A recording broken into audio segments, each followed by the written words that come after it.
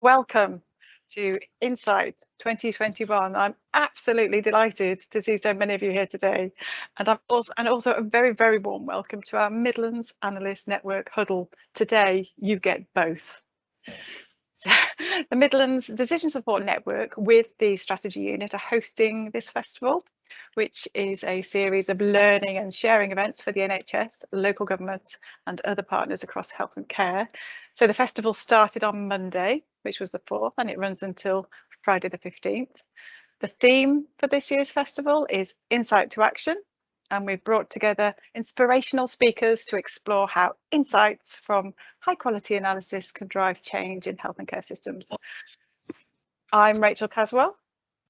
I am an analyst in the strategy unit, and I also help with the Midlands Decision Support Network, and I lead the Midlands Analyst Network, and can often be found hosting these fortnightly huddles.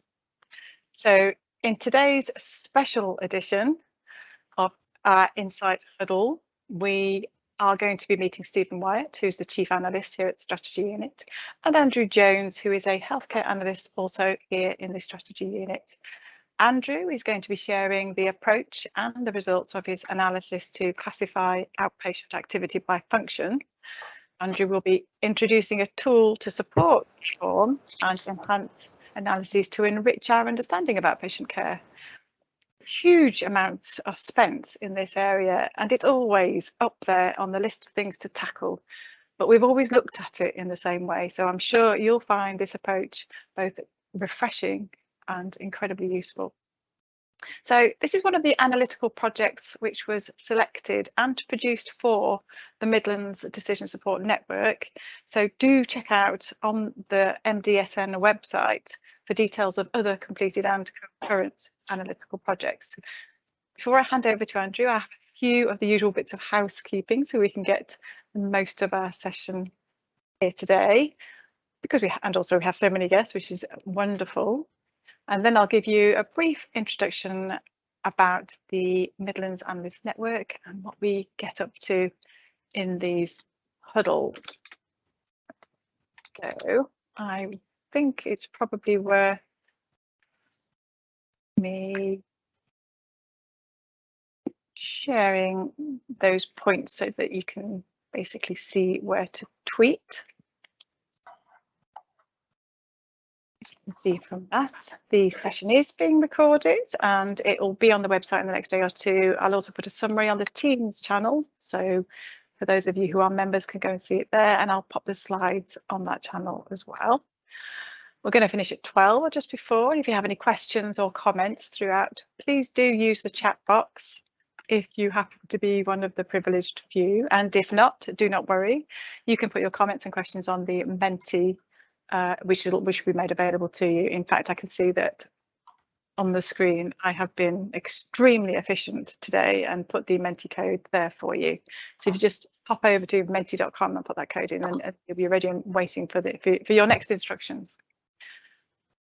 So if you could keep muted during the session, that would be excellent, and do tweet about us on Insight 2021 and Midlands DSN, our strategy unit, our strategy underscore unit. Do follow us as well.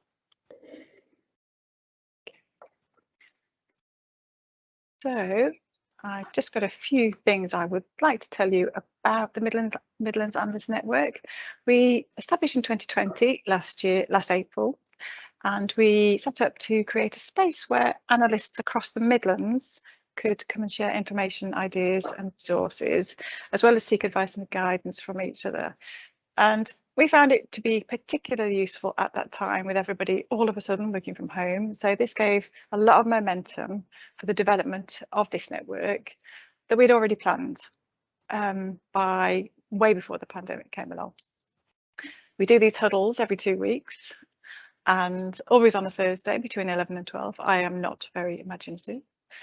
They are for sharing skills and learning from each other's knowledge and experience, but also I hope you find that they are just a very nice place to be with like-minded people. And as usual, these sessions are for you, whether you are a regular or a very welcome guest, and we like to keep them as informal but hopefully as informative as possible. So we have can see here 555 members. I've just checked that is accurate as of this morning. We have new members all the time, and if you want to get in touch with me, you can become a member or recommend us to somebody else. And they cover people in our network cover a huge range of skills and organisations, mainly across the Midlands, but we also have lots of members from far beyond too. We've had over 35 huddles so far. And with around 1,400 attendances, lots from regulars and lots of new people too. And we've welcomed contributions from our network members, as well as from academia, subject specialists, local systems, and national speakers, and the occasional international presenter. Does anybody remember the Texans? Yes, I did get them up at 4 a.m. in the morning. Ever so sorry. And we cover a wide range of subjects too. And these are just some of the examples. I wanted to pick and choose some of the best, but it's very, very hard because there was just so much like fabulous stuff that we've had. This just gives a feel for the range of topics and themes that we cover, ranging from at the top there, highly acclaimed neuroscientist Professor Carl Friston. I had to read about that before he came to ask some sensible questions. So he was talking about dynamic causal modelling and COVID-19. We had lots of sessions around COVID, understandably, about modelling and prediction, and including this one here from Charles Tallock, which was about understanding excess mortality. Which at that time it was we were learning so much, and all of these things were and these sessions just helped our joint understanding of what was happening. We've got various, I won't go through all of these in detail, but we have some sessions where we introduce analysts and others to new ideas or different ideas and approaches and different techniques. For example, discrete event simulation, and we do taster sessions for some of the courses that the training and development programme for the Midlands Decision Support Network provides. Some of those are listed here, such as the Population Health Management Action Learning Set taster session, which is next up actually in a couple of weeks. The Machine Learning Action Learning Set, another taster session that's coming in November. And we've had, as you can see, like a whole range of topics and themes, and I'm going to pop a list of these onto the Teams channel so you can see everything. We work alongside other groups like and we have strong links with other groups like AFA and the STEX and our national counterparts, and we strongly encourage and support more local networking as well. If you want to join the Analyst Network, just give me a shout and I'll add you, and I'll give you all you need to know about the resource and how we operate. So before we kick off and before we get down to the really interesting session that we have here for you today, if you would like to go to menti.com, I just have one or two questions there for you. So I'm not sharing my screen now, so you can't see the number which I had on the screen. So it is, and I'll repeat it again a few times, it's 5318 3058. I'll just share my screen so you can actually see it that way too. So you can see there that it's 5318 3058. I'm just going to let you land. Oh, lots of cats. A good amount of love hearts. Yeah, I like that. I like cats too. I'm a dog person actually, but I'm fine with cats. Brilliant. We're all getting there. The message is getting through. Perfect. Okay, so just a couple of little questions before we get to handing over to Andrew and Stephen. Oh, well, sorry, Janine. You know that photo that you said you didn't like so much. Well, there it is again. But I just love this photo. I think it's just like it's one of my favourites actually. This was when we had a panel discussion and we were talking about seizing the opportunity for analysts in response to the integrated care system guidance that had come out. And that was what a fabulous session that was. Nice memory. but I have, if we have time today, I would absolutely love a cameras on bit, and so I can get a screenshot for as many people as possible if we have time. That's something I would very much like to achieve today. Okay, so just a couple of questions. Great to know if you could just say what type of organisation you work for. So who have we got online today? Who's with us? Do we have CCG? We have CCGs. First there. CSUs, trusts. Excellent. ICS. Strategy unit. I've heard of them. Yep, definitely. We have got a nice range here, haven't we? Local authority. Great. Okay. I'm about to move on to, please tell me your role. So what do you do? So how many analysts have we got? Information officers? Do we have commissioners? Do we have program leads, researchers? We have librarians. Excellent. Do we have data scientists amongst us? Surveillance. Yeah. Do we have epidemiologists? Public health intelligence? We have a strong analyst component to our audience today. I'm surprised and amazed. The Midlands Analyst Network has so many analysts. Fantastic. Okay, so I'm going to move this slide on so that those of you who can't access the chat box can see that I was true to my word and that you will have somewhere for you to put your questions for Andrew. So I'll leave this available to you. Meanwhile, I will come back to the room so I can see y'all, and I will hand over to Stephen. Stephen. Thanks, Rachel. Thank you.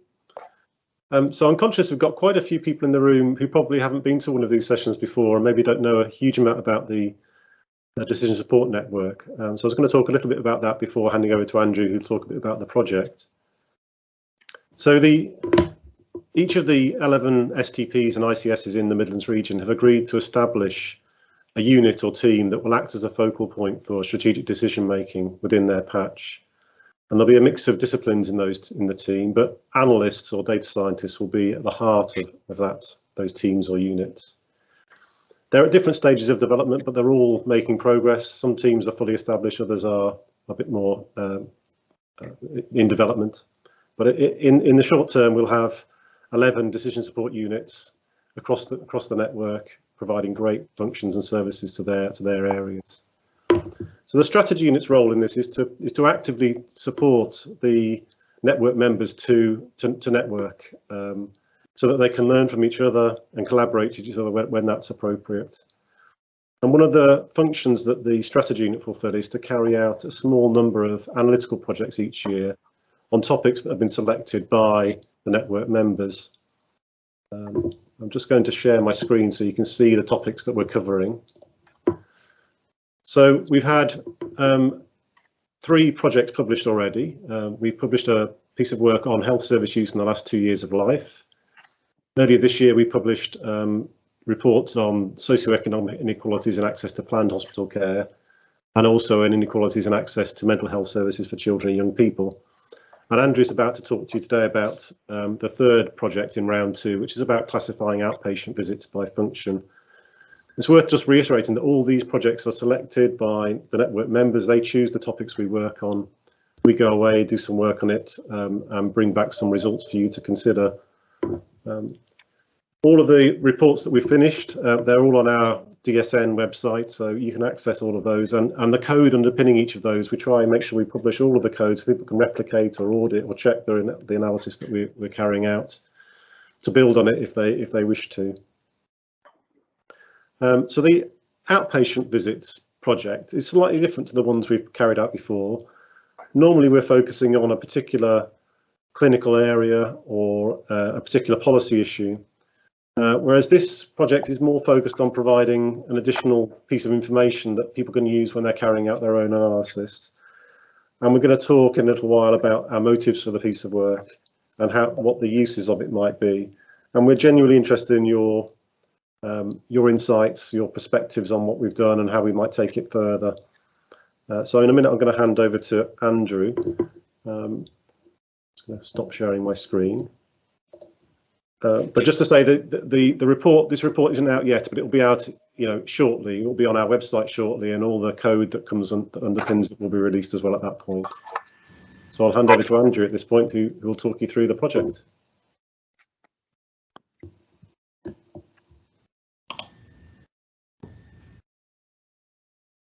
Thanks, Stephen. Hi, everyone, and hello to Anastasia. I'm not sure I got to say goodbye to you before you left. Anyway, yes, I'm going to be talking to you about the project Stephen just mentioned on classifying outpatient activity. Okay, so outpatient care has changed considerably in the last decades. Now, part of this is due to demand. We have an aging population with greater expectations. We've also seen advances in technology and the expansion of the allied healthcare professions, which means we can now offer a wider range of services. We also have new paradigms of care, which are less hospital-centric. And we also have the ability to conduct consultations virtually.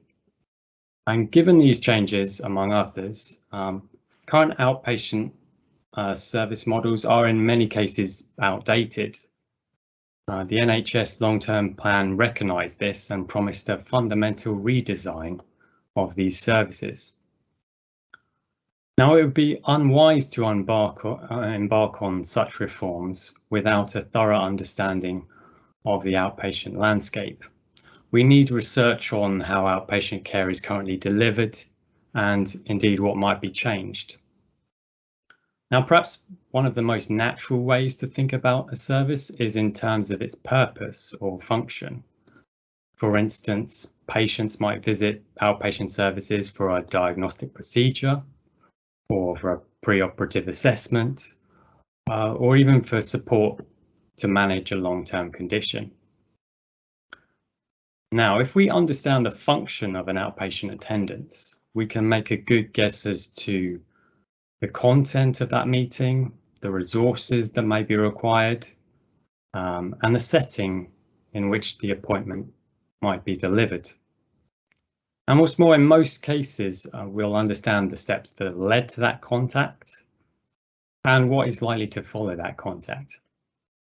So all of this information might be used to enhance our understanding of services and indeed support service redesign initiatives.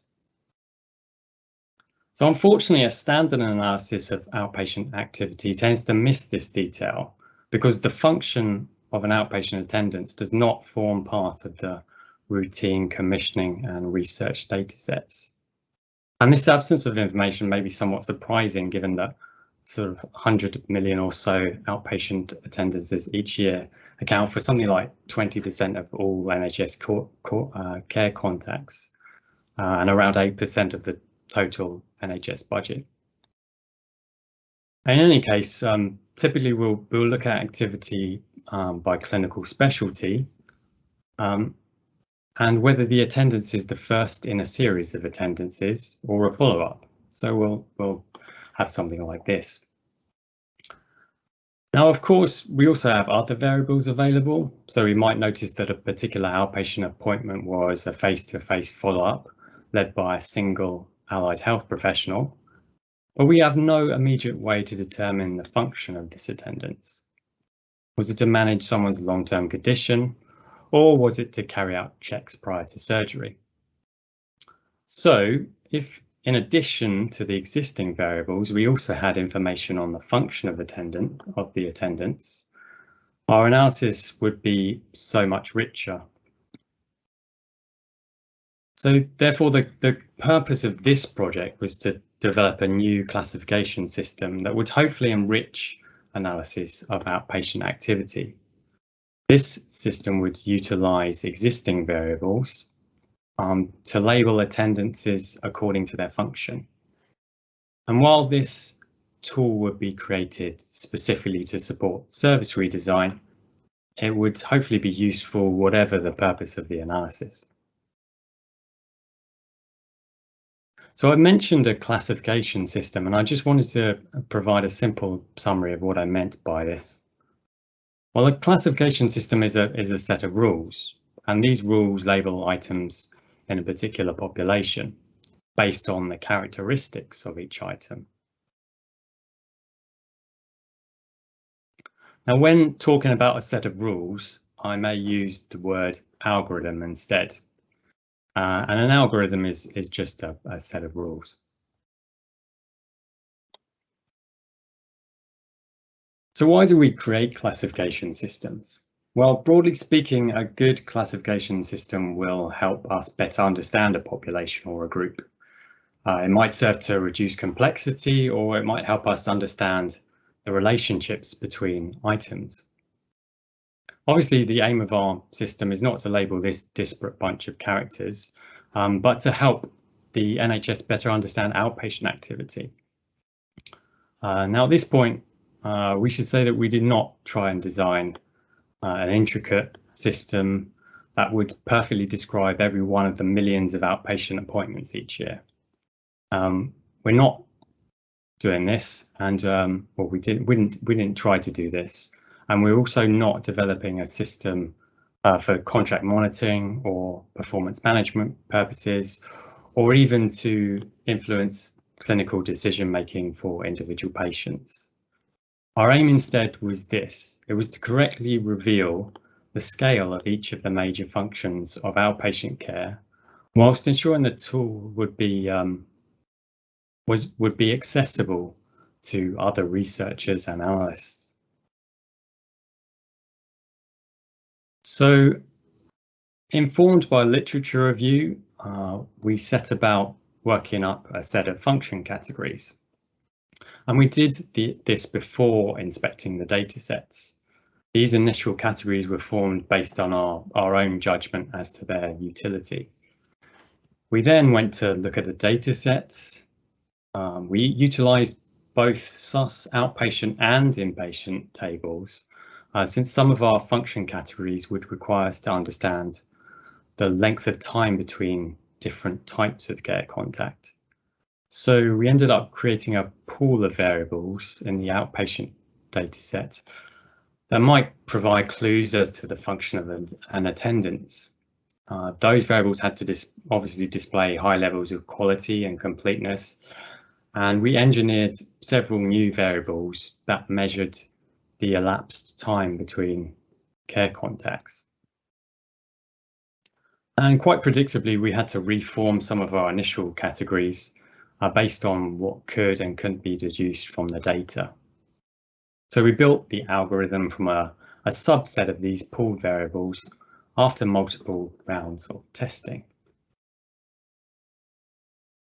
Right, so I'm conscious here that some of the interest may lie in the details of the algorithm, but I'm also aware that describing the algorithm rule by rule is unlikely to make for an exciting 10 minutes or so. So as a compromise, I'm going to give examples of just a couple of rules, and the full detail will be published in a technical appendix to the report. So let's start simple. So for every attendance record, we asked whether the direct access referral indicator was yes. If it was yes, then we labeled the function of the attendance direct access.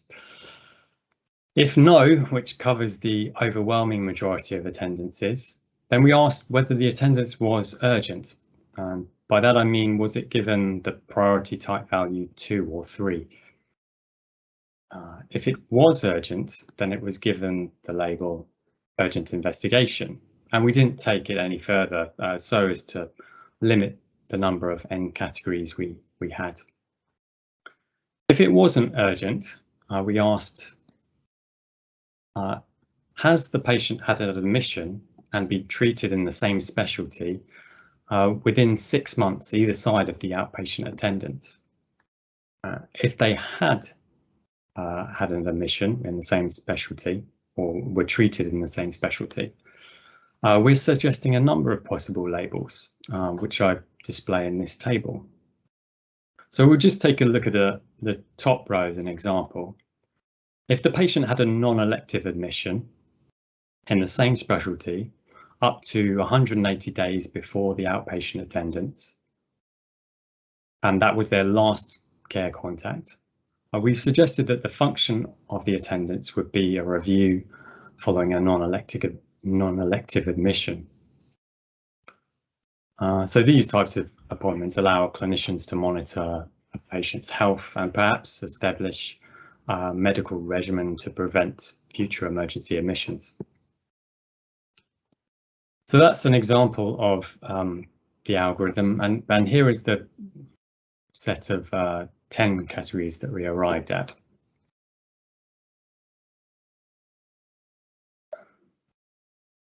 Now, hopefully many of these functions are self-explanatory and defined in ways you understand, even if you may not entirely agree with the rules we came up with. But in this note, I'll raise the question, how can we tell if the classification system is any good? How might we evaluate the system? Now, my answer to this may be surprising, and it actually involves you as potential users of the tool. So, of course, we know that each outpatient attendance will have had a true purpose or a true function. But when examining outpatient data sets, we have no means to uncover what the true function might have been. And if we had a means, there would be no need for this work. So we therefore have nothing against which to judge our algorithm. So the idea of accuracy here is not particularly relevant. We'll have to proceed instead as if there were no existing notions of function. In this case, our function labels, for example, diagnostic procedure, should only be understood in terms of the rules that define them. And in this way, our classification system can't strictly be called incorrect, but it may not be the most helpful classification system. And it's on this last point that we suggest the algorithm is ultimately evaluated. So this classification system might be considered effective if it's helpful. Now, Stephen may have something to add on this topic later, but for now, I will leave it there. So now that we've shown our function categories, and since the theme of these insight events is insight to action, we'll also quickly suggest how these different functions may be coupled with service reform initiatives.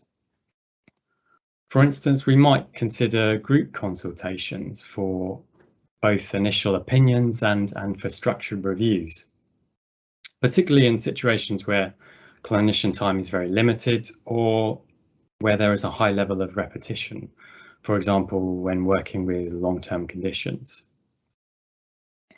And of course, virtual consultations could work well in some situations, but not others. And I'll speak more about this in a minute. Now, this resource has been created for others to use, really. As a paper by the Nuffield Trust suggests, each clinic is likely to require different design solutions and interventions. It would follow then that analysis like this that's intended to support service reform should be conducted at the levels at which service reform takes place. So our aim has been to make this resource easily accessible to the analysts, to the managers and clinical leads across both trusts and commissioning teams who will carry out these investigations. This means we'll be making all the project codes and reference tables available on the strategy unit's GitHub. And as I've said, we'll be publishing a detailed report, which you'll be able to access on the new and I thought quite attractive Midlands DSN website. Now, as part of the report, we're keen to demonstrate that the algorithm produces sensible outcomes, and we're also keen to illustrate the types of question that may be addressed in trust level or clinic level analyses. And so that's what I'd like to do next. So I'll start by providing a sense of the relative scale of each of the functions. Now, all of the following graphics could be presented at any level, but as this is just for illustration, I'll start by showing the results of applying the rules to the activity of Birmingham Solihull registered patients in 2019, in the 2019-20 financial year.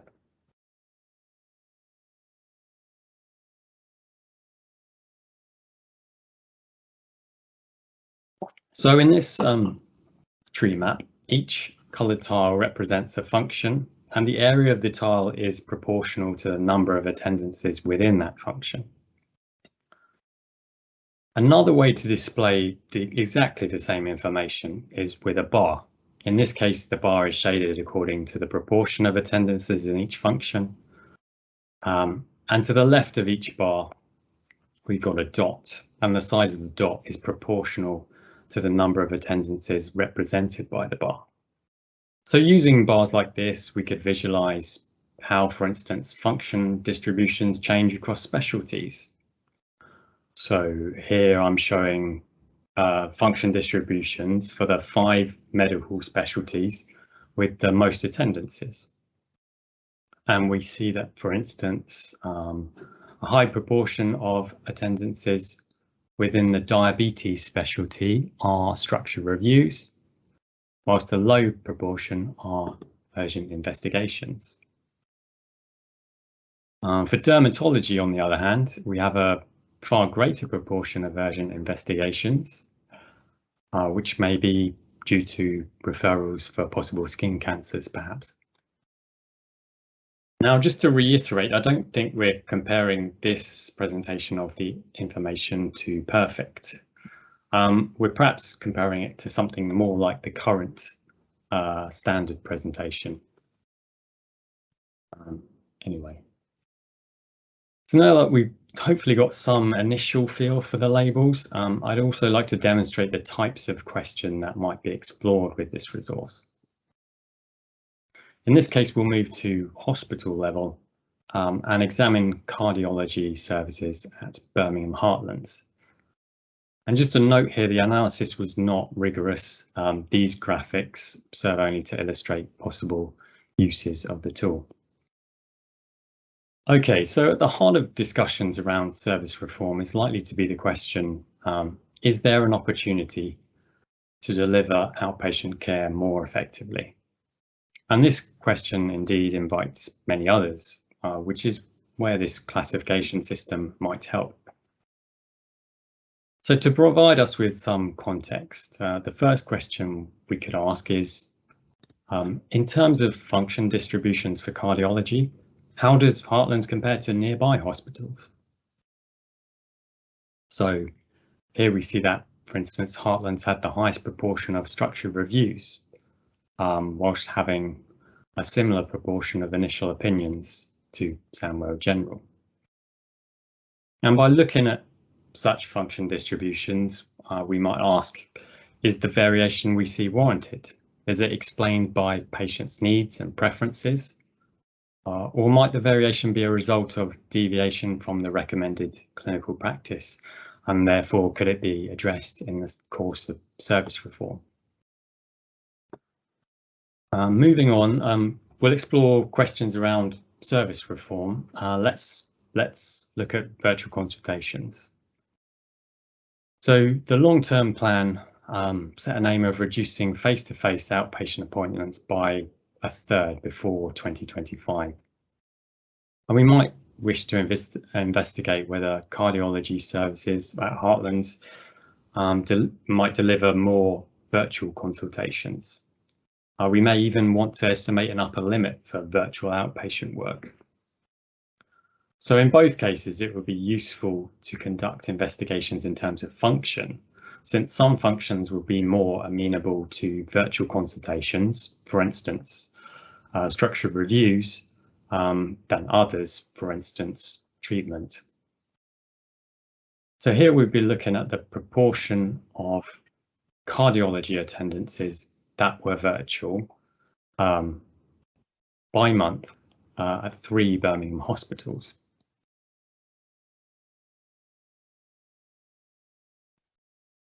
And we can look at this for 5 other functions.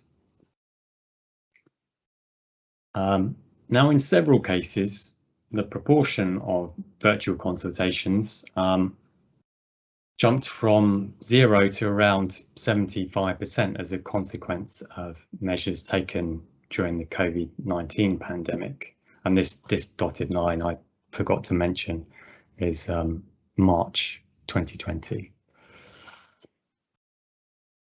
So with some caution, we could use this graphic and other sources to estimate an upper limit for the number of virtual consultations that could be offered for cardiology at Heartlands. So here we'll say, for argument's sake, that we don't expect any diagnostic procedures to be virtual consultations, but we think that 50% of structured reviews and 25% of discussing results could be done virtually. We can do the same for the rest of the functions and then apply these percentages to 2019-20 activity to estimate the overall maximum percentage of consultations that might be delivered virtually. So of course, we've seen previously that a large proportion of outpatient cardiology contacts involve diagnostic procedures. And these appointments are obviously less likely to be conducted virtually. So the crude estimate we produced here, suggesting that a maximum of 14% of contacts could be virtual, is some way short of the national target of 33%. So this would imply that specialties in which structured reviews, for example, make up a greater share of the activity, they may have to compensate for specialties like cardiology if the long-term plan's target around virtual consultations is to be met. Now, we can obviously do much more with time series and other things, but I'm conscious of time and I'm just going to give you one more illustration. So we might wish to explore whether there are opportunities to transfer subsets of activity from outpatient clinics, perhaps to the community setting. Alex, if you are here, thanks for this idea.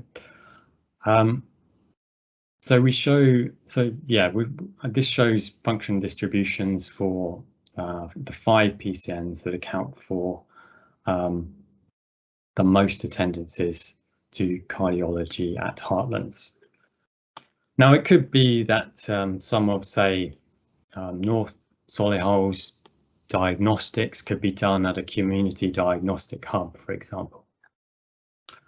And of course, this illustration also gives us another chance to examine whether the variation we see is warranted. Here, as it happens, function distributions for these 5 PCNs are very similar. So I've just shown 1 or 2 lines of inquiry, and in the report I detail a couple more. But of course, there are numerous possibilities here, and perhaps you've thought of some as we've gone along. So we might imagine looking at differences in function distribution by level of deprivation, by ethnic group, or by any combination of variables found in or appended to the SUS outpatient tables. This tool just creates an extra field in the record level data set, and the user is then given freedom to explore as they wish.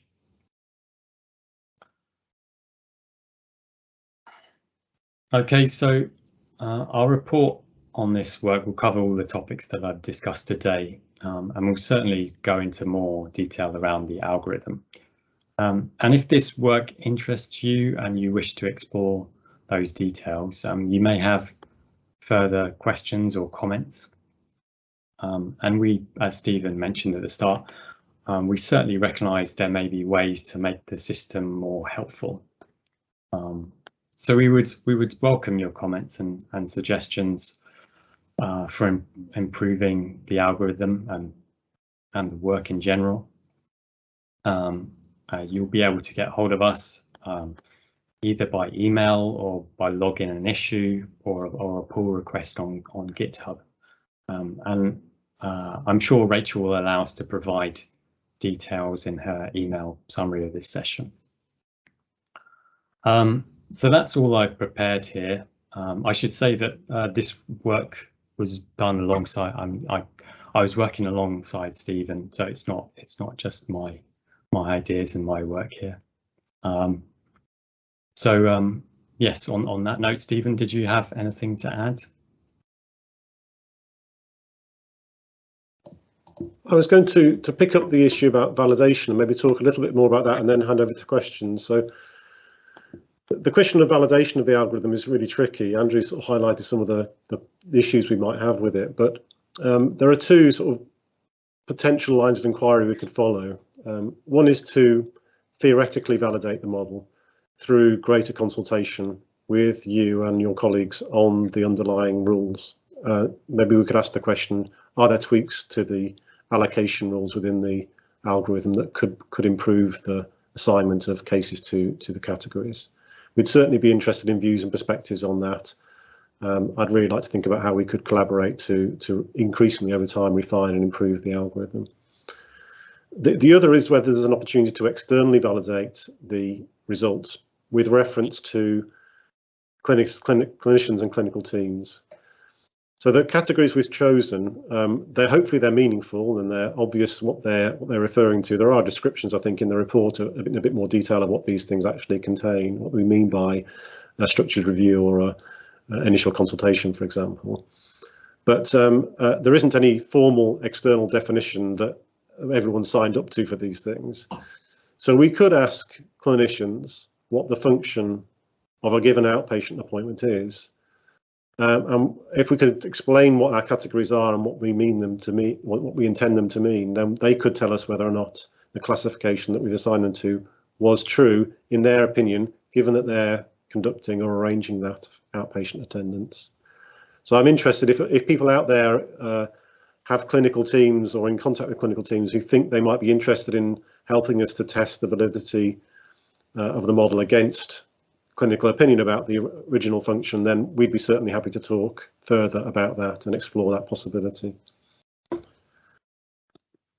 Rachel, were there any other questions that came up during the chat that you want us to pick up?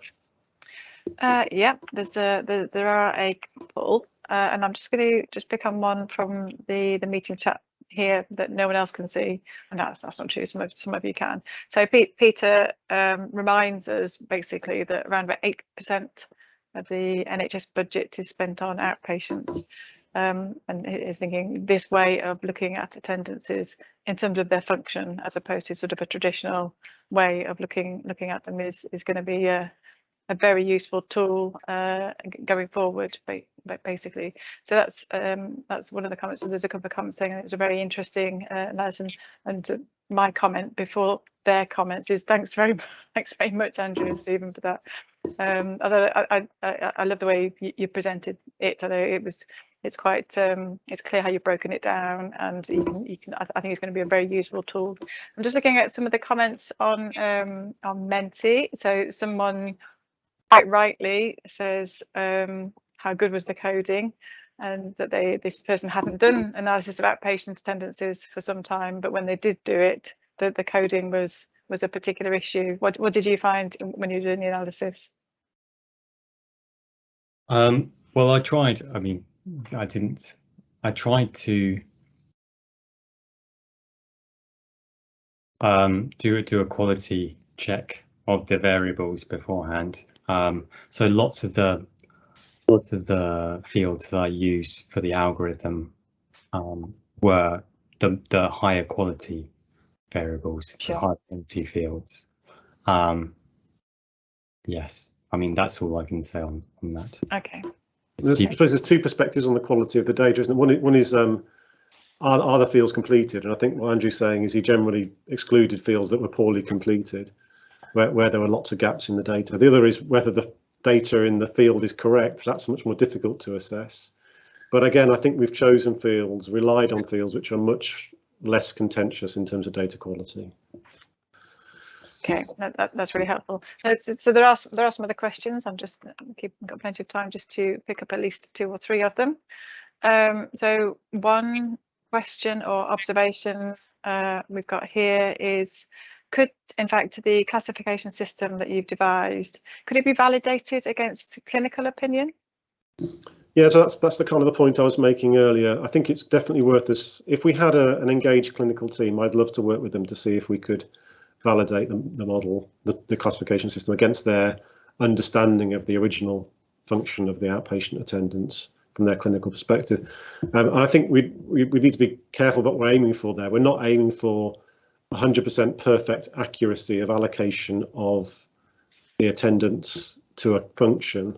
What we'd be looking for is whether the classification system broadly allocates attendances at the right scale to the right categories, and whether the distributions by certain important subgroups are also broadly reflect what they the underlying reality. Yeah, I think I'd certainly be interested in speaking to people if they think there are clinical teams out there that might want to work with us on that validation process. Okay, we can put that request out when we send for the details of the report. So Zoe's asked if we can share the GitHub link. No doubt that will be on the technical appendix. Yes, Zoe, we'll be sharing all of that information. Peter's made an observation or a question. How might you see the NHS adopting these algorithms? Could it be adopted in national data? So, and then that actually is mirrored in 1 or 2 other comments which have come through on Menti. So could this be codified? Could it be part of national data sets and approaches? Do you think? I think if it's seen as useful to people, then we would certainly be interested in working with people who, for example, who manage the National Commissioning Data Repository or the trusted research environments or local BI systems to find ways to support them to incorporate the allocation, the code that underpins the allocation system, the classification system into their systems, so that this becomes a variable that other people could use when they're doing their routine analysis. So yes, again, depending on levels of interest, we'd certainly be interested in working with people who run those systems to ensure these variables appear in their systems in the future. The way Andrew's built the code, it is certainly possible to do that. There's no technical reason why that should be difficult. It's about whether there's a will and a trust, I guess, in the classification system and interest in using it. Okay, thanks. Just looking at a couple of these other comments. So someone is asking whether or not the algorithm is computationally expensive. Not one for you, Andrew. So it takes something like, well, I ran it in the NCDR data science server. It takes something like 45 minutes to return labels for all the patients registered within, say, Birmingham Solihull ICS for 1 year. So there is potentially room to improve the speed of the code or the speed of execution. And that's perhaps something that we can look at. Also, in different systems, it could be translated to SQL or Python, and you might get performance gains by doing that. Something I didn't mention as well is that it could also be adapted for use in HES too. I mean, we used sus tables, but there's no reason to say why it couldn't be translated into HES. I saw a question, I think, about adapting it for outpatient data sets. I don't know the quality of that, but something similar I think possibly could be worked up, but not this particular algorithm. Adjusted for other data sets, did you say, Andrew? Another data set? Yes, yeah. I mean, I've had previous questions about sort of could this be used for community data sets or whatever, and not this particular one, but you could take the framework and apply it, similar framework. So yeah. So Peter in the comments is asking, well, could we apply it, for example, to mental health outpatients? Well, I'm assuming that we could, without even giving you the opportunity of responding. But he also says, has anybody here, has anybody seen alternative algorithms used that might try to examine attendance function? Because we embarked on this work, we saw a gap.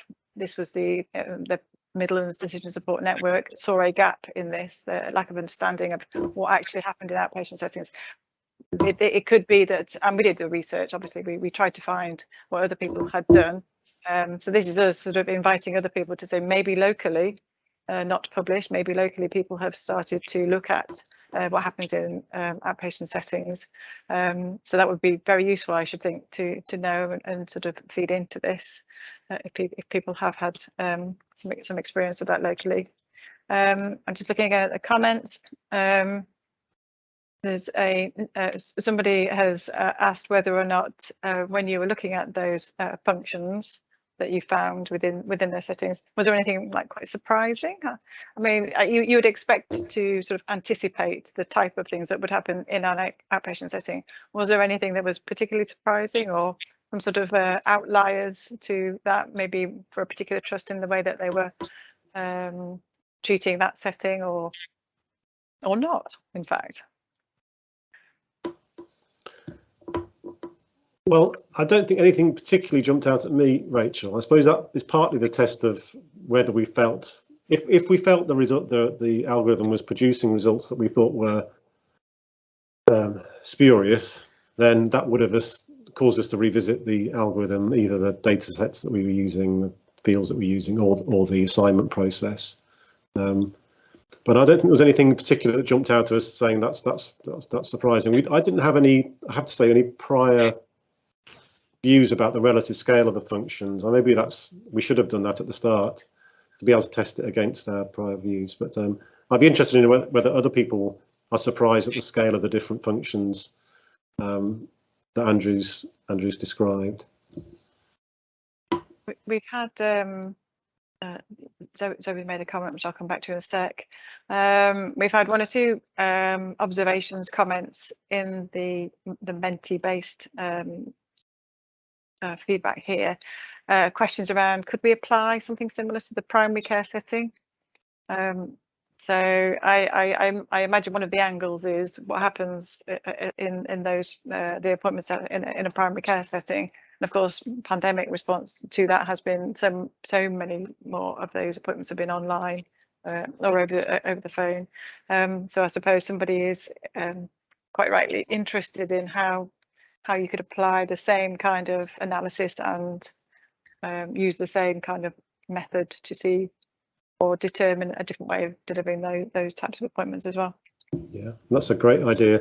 I mean, we're kind of a step further back with GP care, and we don't really routinely get record level GP data sets at the moment. We get, well, the data sets that are available routinely are the national NHS Digital's data on council consultations by CCG, and they break it down by, something like the urgency of the appointment, how long between the booking and the appointment itself, whether it was virtual or not, and who delivers the care. And that's about all we get really in terms of national data sets on primary care activity.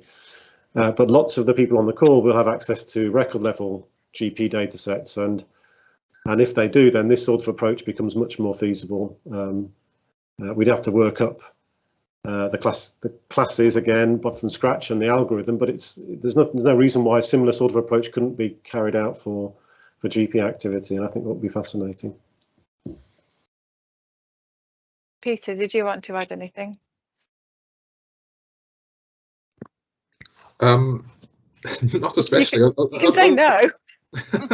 Well, other than that, I mean, obviously it was the strategy unit that did it, so you might expect me to say this, but trying to be dispassionate. I think there's real breakthrough potential in this way of thinking. It is astonishing that we haven't got data that gives us insights into the function of an activity that absorbs 8% of the budget, and I think the Royal College of Physicians estimated 85% of all the touch points with hospitals. So, and as Andrew showed, it points the way to utility in relation to particular types of question. So when I put in the chat, I'm interested to know if anyone else has seen an alternative. That is a really genuine question. We haven't found one, but it does seem it's such a remarkable gap. but I just really hope that people will try to apply this, and that we can collectively learn quite quickly about its utility. I love the idea of the validation with clinicians. If we can do that, if there's a volunteer for that, then that's definitely something we'd want to support.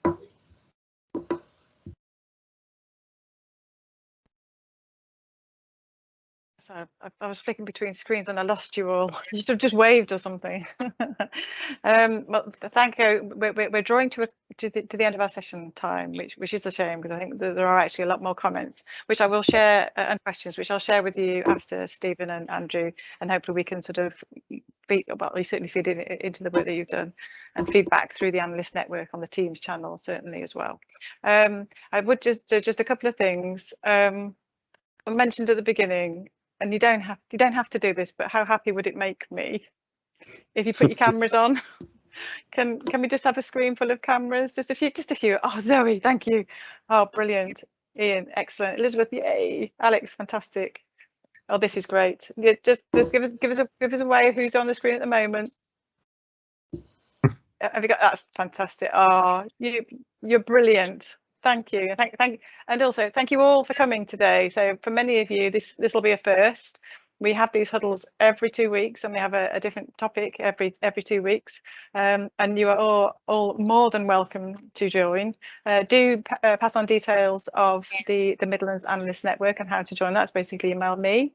I would just, before I go, like to just remind you, if you hadn't already have gathered, that we are amidst our Insight 2021 festival, and we have some excellent events for you to take part in over the next week. So do take a look at those, and make sure you come along. I have there's limited information on here. I do stress, if you go to the website to find out more about these events, definitely worth it. So Andy Orlowski and Peter are back on Monday morning, and that's talking about allocative efficiency versus technical efficiency, amongst other things. We've got an excellent event on Monday afternoon too, and I'm going to stop at Tuesday morning. We've got Michael Marmot and an exceptional team in that panel who are going to be discussing the practical and ethical challenges of reducing health inequalities. So do take a look at those, and thank you again for everyone for coming, and to our speakers Andrew and Stephen. So I will at that point bid you farewell. Enjoy the rest of your day, and I'll see you again soon, guys. Bye.